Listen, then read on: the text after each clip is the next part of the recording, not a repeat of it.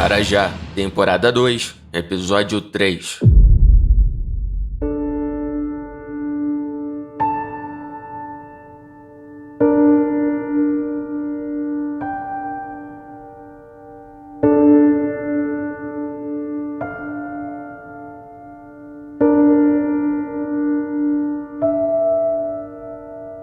Algumas semanas depois, o julgamento já havia sido realizado, e o desfecho foi surpreendentemente rápido. Não havia muito espaço para a defesa, pois as digitais de Yuri foram encontradas na pistola do policial.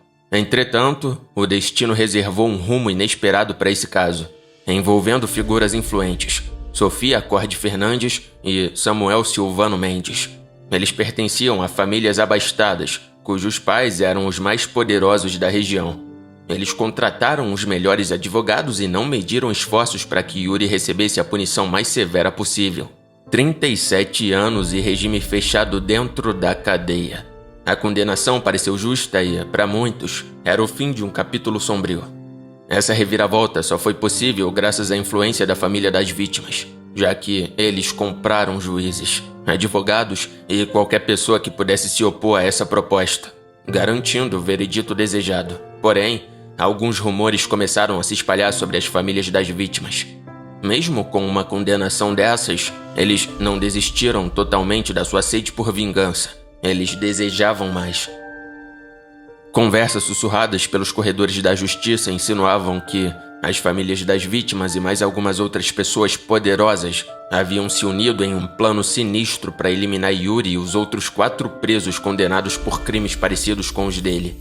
A ideia de que tais famílias poderiam comprar autoridades para executar secretamente os detentos enviou calafrios pela espinha de muitas pessoas.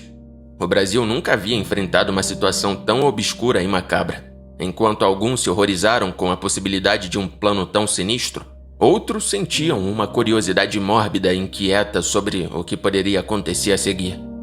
Yuri havia sido enviado para o presídio de segurança máxima de Catanduvas, no Paraná, ficando assim no mesmo local de outros 4 detentos que as famílias desejavam a morte. Catanduvas era um complexo colossal de 12.600 metros quadrados, conhecido por abrigar os principais chefes do tráfico brasileiro.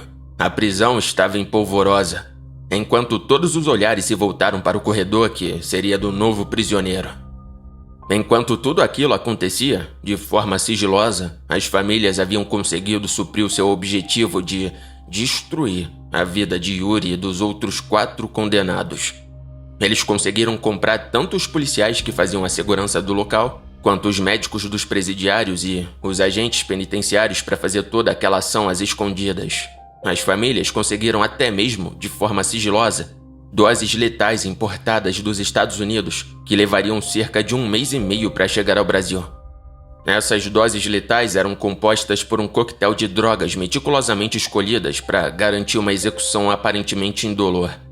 Esse coquetel incluía um sedativo potente para deixar os condenados inconscientes e aliviar qualquer dor física durante o processo. Em seguida, um agente paralisante seria administrado para impedir os movimentos musculares, tornando a execução aparentemente calma e pacífica. Por fim, uma substância letal interromperia a função cardíaca, levando ao óbito. A execução de Yuri e dos outros presos estava planejada em um momento oportuno, que provavelmente seria com a desculpa de tomar algum tipo de vacina e, dessa forma, alguns membros da família das vítimas viriam pessoalmente visitá-los para averiguar se a tarefa seria bem executada. Mesmo eles estando em regime fechado, isso seria possível graças a todo o investimento financeiro que as famílias haviam feito. Enquanto isso, em um dos corredores da penitenciária de Catanduvas, Yuri estava em sua cela isolada, ciente de que o tempo de cumprir sua pena estava apenas se iniciando, e seria uma longa jornada dentro daquele lugar. Sua mente estava em conflito, relembrando sua vida e ação passada, ponderando sobre o destino que lhe aguardava, e ele não fazia ideia de que algo sombrio iria acontecer. Yuri estava apenas preocupado com a gigante pena de mais de 30 anos de cadeia. Nos bastidores, os corredores da prisão continuavam a pulsar com intrigas e acordos obscuros, lançando sombras sobre um sistema judicial que deveria buscar a verdade e a justiça, mas que parecia ser facilmente manipulado pelas forças poderosas que controlavam os fios dos bastidores.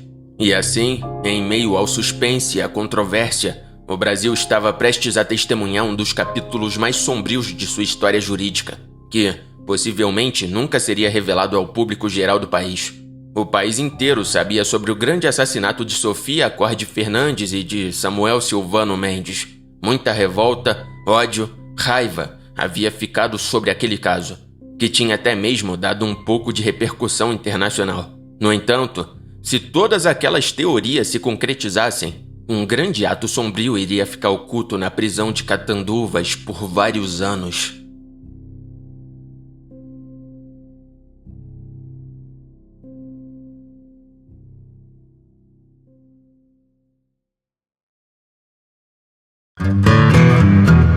Olá, queridos ouvintes! Só passando para lembrar que se você aí tá curtindo a segunda temporada de Arajá, saiba que tem o livro digital completinho e com muito mais detalhes e conexões. O Fabinho fez uma revisão monstruosa, adicionou muita coisa. Claro que só com o contexto do que eu tô narrando aqui, você já poderia ir para uma terceira temporada. Mas com certeza você iria melhor equipado com o livro digital. E como eu disse, basicamente tudo que está aqui sendo postado já tinha sido narrado, então a gente manteve.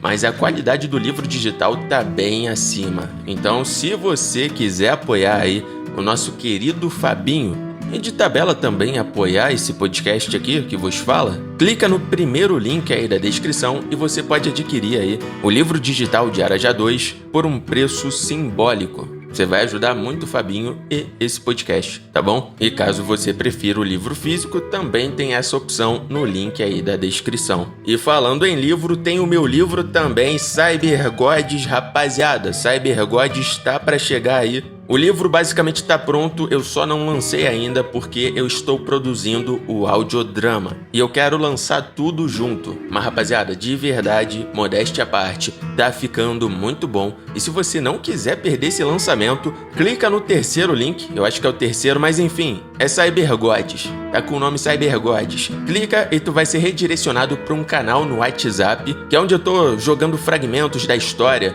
Já tem prévia do audiodrama, pra tu ter noção, o bagulho tá sinistro. E assim, é a melhor história que eu já escrevi na minha vida, vai ser a minha melhor produção de podcast. O que eu mostrei lá na prévia, eu ainda vou melhorar, vou adicionar mais detalhes. Cara, então realmente vai ser uma produção sinistrex, tá bom? E lembrando que pra rapaziada do canal, eles vão receber um acesso antecipado com um valor mínimo. O menor valor possível só vai ter lá dentro, exclusivo com o acesso antecipado, que eu vou estar lançando lá. Vai ser, cara, de verdade, é papo de uma coca e uma coxinha. Tu vai ter acesso ao universo de Cybergods, que com certeza vai ter mais do que um livro. Eu tô pensando em lançar talvez 3. É tipo transmissão solitária, rapaziada. Então, pensa bem, porque depois, quando eu liberar aqui 1 hora de Cybergods, quando eu lançar realmente, com certeza vai ser num valor bem acima, porque realmente eu posso cobrar. Foi 1 ano de produção nessa parada, vocês não têm noção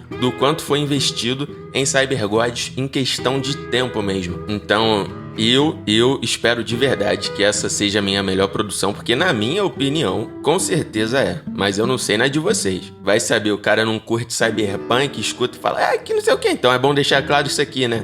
É cyberpunk e terror. É um horror corporal, meio que um horror cósmico junto. Tudo isso misturado, tá? Então se você quiser entrar, corre lá. E lembrando também que se você quiser ter acesso a histórias exclusivas, acesse o nosso Apoia-se, é apoia.se/darkjack. E lá você vai ter acesso a 2 histórias exclusivas semanais e também alguns acessos antecipados, como foi o caso do posto de gasolina, que já foi finalizado.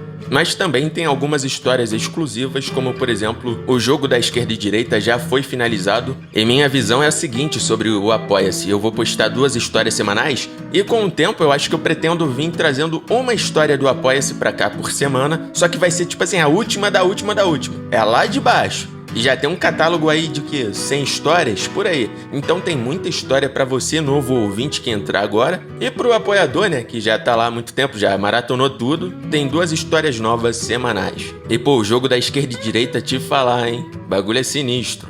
Enfim, voltando ao que eu disse, né? Eu pretendo ir lançando uma história do Apoia-se pra cá. Só que por semana, só que é lá de baixo mesmo. Então, no fim das contas, o Apoia-se sempre tá num saldo positivo de 2 histórias entrando, uma saindo. Só que é lá de baixo, todo mundo já escutou, já foi, já tem mais de 1 ano que foi postado. Então acho que dá pra ir liberando até mesmo pra ir fazendo uma... Cara, eu não sei qual é a palavra. Pra gente fazer um rodízio. É isso. Mas além de acesso a histórias antecipadas e exclusivas, você está ajudando muito esse projeto aqui, esse podcast, a continuar de pé. Então, muito obrigado a você que já é um apoiador. Eu realmente só não falo o nome de cada um aqui como eu fazia antes, porque são muitas pessoas. Eu acho que, seria 10 minutos só falando nomes. E aí tem atualização quase diária, né? Entra um, sai outro, entra um, sai outro.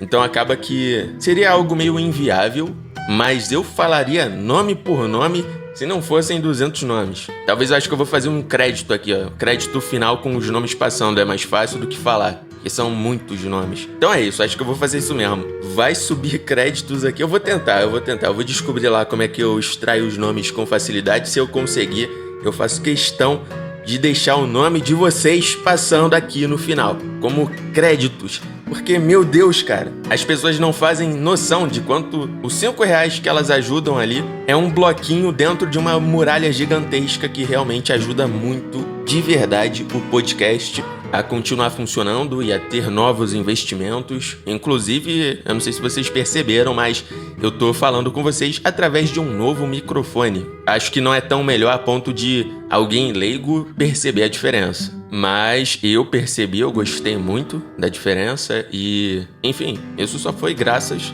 aos apoiadores. E a cabine aqui que eu tô narrando esse podcast também só foi graças aos apoiadores. Então realmente são investimentos que eu nunca faria em sã consciência se não tivesse o apoio da rapaziada lá. Muito obrigado, apoiadores. Muito obrigado por acompanhar até aqui, valeu e até o próximo episódio. Fui!